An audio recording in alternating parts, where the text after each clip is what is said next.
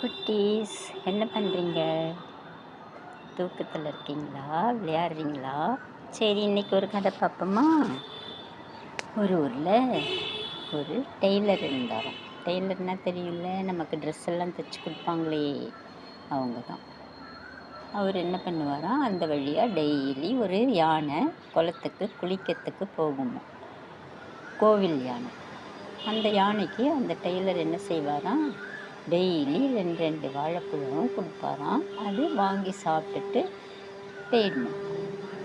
ஒரு டெய்லி போயிட்டு குளிச்சுட்டு அது கோயிலுக்குள்ளே போயிடும். அதே மாதிரி டெய்லி வரும்போது அவர் கொடுத்துட்டே இருந்தாராம். இது பழகி போச்சு. அந்த கடைக்கிட்ட வந்த உடனே நிற்குமா, அவர் வாழைப்பழம் கொடுப்பாராம், சாப்பிடுமா, போயிடுமா. ஒரு நாள் என்னாச்சான், அவர்கிட்ட வாழைப்பழம் இல்லையாம். உடனே அவர் என்ன செஞ்சார், பேசாமல் இருந்திருக்கணும், ஒன்றும் செய்யக்கூடாதுன்னு. அது தும்பிக்கையை நீட்டிச்சான். நீட்டினவுடனே இவர் என்ன பண்ணார், கிண்டல் பண்ணிட்டு அதை தையல் ஊசி இருக்குல்ல, அந்த ஊசி எடுத்து தும்பிக்கையில் குத்துனாராம். குத்தி குத்தி சிரிச்சிட்டே விளையாடிட்டு இருந்தாராம். இன்றைக்கி வாழைப்பழம் இல்லை அப்படின்னு சொன்னாலும் அது புரிஞ்சிட்டு போயிருக்கும். ஊசியால் குத்தின உடனே அதுக்கு வலிக்குது, ரொம்ப வலிக்கும்ல தும்பிக்கையில் குத்துனா.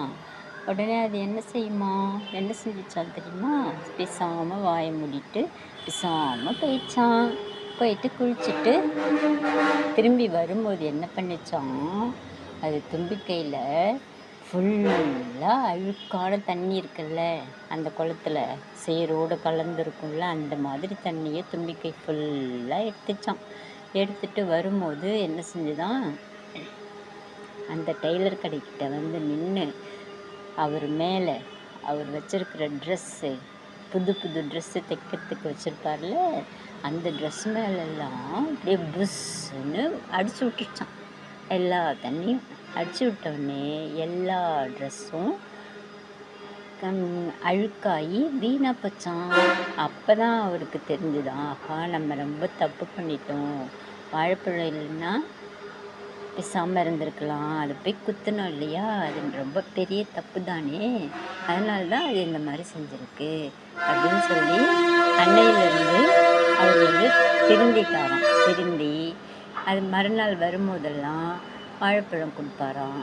எனக்கு சாரி கேட்டுட்டாராம் அதுகிட்ட, சாரி நான் செஞ்சதுக்கு என்னை மன்னிச்சிக்கோ அப்படின்னு சொல்லி கேட்டோடனே அதுவும் அவருக்கு ஆசீர்வாதம் பண்ணிட்டு போயிடுச்சான். ஓகேவா? நல்லா இருக்கா கதை? ஓகேவா? கேட்குறீங்களா எல்லாரும்? Okay, by.